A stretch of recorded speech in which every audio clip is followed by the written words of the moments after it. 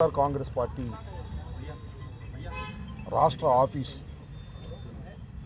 నిర్మాణంలో ఉన్న కట్టడాన్ని నిర్దాక్షిణ్యంగా బుల్డోజర్లు ఇతరత్రా ఉన్న వాహనాలను తీసుకొచ్చి సుమారుగా ఒక 2 గంటల్లోనే పూర్తి ఆ నిర్మాణాన్ని నేలమట్టం చేశారు. దాన్ని కూడా మేము చూసి రావటం జరిగింది. ఇది వైఎస్ఆర్ కాంగ్రెస్ పార్టీ ఆఫీస్ కొరకు నిర్మించుకోవాలనేటువంటి ఉద్దేశంతో రాష్ట్ర వ్యాప్తంగా అనేక ప్రాంతాల్లో ప్రభుత్వ స్థలాలను క్యాబినెట్లో పాస్ చేసుకుని వైఎస్ఆర్ కాంగ్రెస్ పార్టీకి కేటాయించుకోవటం జరిగింది. ఇదేదో వైఎస్ఆర్ కాంగ్రెస్ పార్టీ అధికారంలోకి ఉన్నది కాబట్టి మేము తీసుకొచ్చినటువంటి సాంప్రదాయం కాదు. ఇంతకుముందు తెలుగుదేశం పార్టీ కూడా తెలుగుదేశం పార్టీ కూడా వారు అధికారంలో ఉన్నప్పుడు ప్రభుత్వ స్థలాలను వారి ఆఫీసులకు కేటాయించుకొని రాష్ట్ర వ్యాప్తంగా అనేక నిర్మాణాలు చేపట్టిన మాట మీ అందరికీ తెలుసు. ముఖ్యంగా ఇవాళ తాడేపల్లిలో ఉన్నటువంటి వాళ్ళ సెంట్రల్ ఆఫీసు కూడా ప్రభుత్వ స్థలంలో నిర్మించబడినదే. దానిలో ఇంకా కొద్దిగా వాగు పోరంబోక అది కూడా ఆక్రమించుకున్నారనేటువంటి అభియోగాలు ఉన్నాయి. అది కోర్టులో కూడా డిస్ప్యూట్ నడుస్తూ ఉన్నది. మేము ఇక్కడ చాలా పాయింట్అవుట్ చేయాలనుకుంటున్నటువంటి అంశం ఏమిటంటే నిర్మాణంలో ఉన్నటువంటి మా భవనాన్ని నిర్దాక్షిణ్యంగా కక్ష సాధింపుతో ఈ నిర్మాణాన్ని కూల్చివేయటాన్ని ఈ రాష్ట్రంలోనే కాదు దేశంలోనే కాదు ఉన్న ప్రజాస్వామ్యవాదులందరూ ఖండించవలసినటువంటి అంశమని ఈ సందర్భంగా నేను మీ ద్వారా తెలియపరుస్తూ ఉన్నా. పార్టీలకు అతీతంగా ఏ పార్టీనైనా కావచ్చు. ఇవాళ తెలుగుదేశం పార్టీ అధికారంలో ఉండవచ్చు, కూటమి అధికారంలో ఉండవచ్చు. మొన్నటిదాకా మేము అధికారంలో ఉన్నాం. మాకన్నా ముందు చంద్రబాబు నాయుడు గారు అధికారంలో ఉన్నారు. అంతకుముందు రాజశేఖర రెడ్డి గారు అధికారంలో ఉన్నారు. అధికారం ఎవ్వరికీ శాశ్వతం కాదనేది చరిత్ర చెబుతున్నటువంటి సత్యం. మీ అధికారం ఉంది కదా అని మా భవనాన్ని కూల్చేయడం ఏమంత ధర్మము అనేటువంటి మాట ఇక్కడ నేను చాలా స్పష్టంగా చెప్పదలుచుకున్నాను. అయితే దీని మీద ఏమంటే ఇది ప్రభుత్వ స్థలం, ఇరిగేషన్ స్థలం. దీన్ని 33 సంవత్సరాలకు లీజుగా తీసుకోవటం జరిగింది. దీనికి అవి లేవు ఇవి లేవు అని ఏమన్నా చెప్తే చెప్పొచ్చు. ఏ ఉన్నా లేకపోయినా డ్యూ ప్రాసెస్ని ప్రభుత్వం పాటించాలి.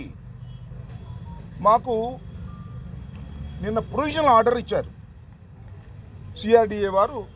అకార్డింగ్ టు 115 సెక్షన్ ప్రకారం, సిఆర్డి యాక్ట్ ప్రకారం ఒక ప్రొవిజనల్ ఆర్డర్ని సర్వ్ చేశారు.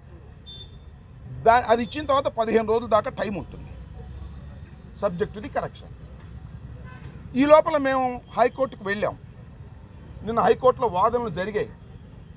వాదనలు జరిగినప్పుడు ప్రభుత్వం వైపు నుంచి కూడా అడ్వకేట్స్ అటెండ్ అయ్యారు. ఆనరబుల్ కోర్టులో వారు ఏం చెప్పారంటే డ్యూ ప్రాసెస్ ప్రకారమే మేము ఫాలో అయ్యి చేస్తాము అని చెప్పారు. What is the due process అంటే ఏమిటంటే ప్రొవిజనల్ ఆర్డర్ ఇచ్చిన తర్వాత మా దగ్గర నుంచి ఎక్స్ప్లెనేషన్ తీసుకున్న తర్వాత కన్ఫర్మేషన్ ఆర్డర్ ఇవ్వాలి. దానికి కూడా ఎక్స్ప్లెనేషన్ తీసుకోవాలి.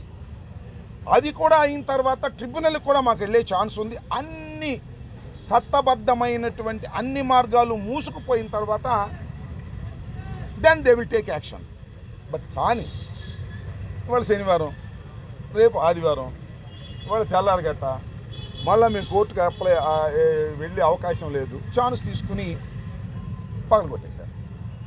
ఇది కక్ష సాధింపు కాదు అని అనుకుందాం. కాసేపు మమ్మల్ని ఏమన్నారు నిన్నటిదాకా, మీరు కక్ష సాధింపు, మీరు ఆ ప్రజావేదికను కూల్చేశారు, మేము చాలా పవిత్రులు అన్నారు. మీరే అంది. ప్రజావేదిక ప్రభుత్వానికి, ఇది మా పార్టీది, చట్టబద్ధంగా మేము తీసుకున్నటువంటిది. మీరు చట్టబద్ధంగా తీసుకుని ఆఫీస్ కట్టుకున్నారు. మా ఆఫీస్ మీద అంత కడుపుమంటే ఎందుకు? మా రాజకీయ పార్టీ కాదా మాది? మా రాజకీయ కలాపాలు మేము చేసుకోలేమా? చేసుకోకూడదా? ప్రభుత్వ స్థలంలో మీరు ఎట్లా కడతారని మీరు అనొచ్చు. మీరు ప్రభుత్వ స్థలంలో కట్టారు కదా తీసుకుని, మీకు అన్ని హక్కు ఎక్కడుంది? మేము లీజుకు తీసుకుంటాం. క్లియర్గా ఏం చెప్పిందంటే ఒకవేళ నిజంగా కనుక అవి అక్రమ కట్టడాలు అయితే మీ యాక్షన్ మీరు తీసుకోండి అని చెప్పింది. So as per court order ప్రకారం మేము చేస్తున్నాం. అది చేయలేదనుకోండి మేము కంటెంప్ట్ ఆఫ్ కోర్ట్ అవుతుంది కదా. సో దట్ అది కంపల్సరీ జరుగుతుంది. అంటే ప్రతి జిల్లాలోనూ కూడా వైసీపీ కార్యాలయాలు ఉన్నాయి, దానిపైన ఇదే విధంగా ప్రతి జిల్లాలోని ఉన్న వైసీపీ కార్యాలయాలు కనుక ప్రభుత్వ భూమిలో వితౌట్ పర్మిషన్ కనుక కడితే డెఫినెట్గా ఇదే చేస్తాం. అంటే గత 5 ఏళ్లుగా మహిళలు పడిన బాధలు మీరు కూడా ఉన్నారు, అందులో మీరు కూడా ఒక బాధితురాలు ఉన్నారు. దీనిపైన మీరే ఉంటారు. 5 సంవత్సరాలుగా మహిళకంటూ గౌరవం కోల్పోయి మహిళలంటూ రోడ్డు మీద రావడానికి కూడా భయపడి 5 సంవత్సరాల తర్వాత చాలామంది మహిళా ఓటర్లు ఈరోజు చంద్రబాబు నాయుడు గారిని, పవన్ కళ్యాణ్ గారిని, మోడీ గారిని గెలిపించి ఎన్డీఏ కూటమిని గెలిపించారు. ఒక్కసారి మీరు చూస్తే చాలా ఎక్కువగా మెజార్టీస్ ఒక్కొక్కరు 30,000, 40,000, 50,000, లక్ష మెజార్టీ కూడా ఉన్న సందర్భాలు కూడా మనందరం కూడా చూసాం. అంటే ప్రజలు ఎంత విసిగిపోయారో మనకు అర్థమవుతుంది. ఒక్కసారిగా ఏదో ఆంధ్రప్రదేశ్ ఊపిరి పీల్చుకున్నట్టుగా చంద్రబాబు నాయుడు గారు అనే నేను అని ఆయన, పవన్ కళ్యాణ్ అనే నేను అని పవన్ కళ్యాణ్ గారు ముఖ్యమంత్రి ఉప ముఖ్యమంత్రిగా ప్రమాణ స్వీకారం చేసిన తర్వాత ఈరోజు రాష్ట్రంలో ఉన్న మహిళలే కాదు అందరూ కూడా హ్యాపీగా ఫీల్ అవుతున్నారు. ఒక భరోసాగా, ఒక ధైర్యంగా ఉన్నారని సంగతి 100 రోజుల యాక్షన్ ప్లాన్ కూడా ఈరోజు పోలీస్ డిపార్ట్మెంట్ తీసుకుంటున్నారు. ఎందుకంటే లాస్ట్ 5 సంవత్సరాల్లో గాంజాయి మీద సీఎం కానీ ఒక రివ్యూ చేసిన పరిస్థితి కూడా కనిపించలేదు. ఎంత దారుణమైన సిచ్యువేషన్స్ ఎదుర్కొన్నామంటే ప్రతి చిన్న పిల్లలు కూడా స్కూల్లోని కూడా 5వ తరగతి 6వ తరగతి చదివే పిల్లలలో కూడా ఈ గాంజాయి అనేది విపరీతంగా మనకు కనిపిస్తూ ఉంది. అటువంటి వాటిని ప్రివెంట్ చేయడానికి కూడా గవర్నమెంట్ ఈరోజు వరకు తీసుకోలేదు. ఎంత దారుణం అంటే నార్కోటిక్ సెల్ అని చెప్పి సెల్ మనం డెవలప్ చేయాలి. ఆ నార్కోటిక్ సెల్ని కూడా తీసుకొచ్చి సిఐడిలో ఇన్వాల్వ్ చేశారు. ఎస్సీబీ ఉందని చెప్పి ఈ రోజు వరకు కూడా గంజాయి మీద ఒక ఇటువంటి యాక్షన్ ప్లాన్ కూడా తీసుకోలేదు. సో మేము ఎస్సీబీకి అనుగుణంగా నార్కోటిక్ సెల్ కూడా మేము బలోపేతం చేస్తాం.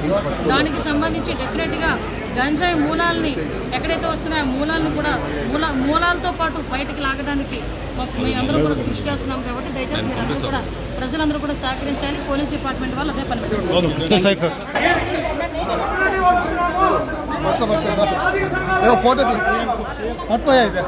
ఫోటో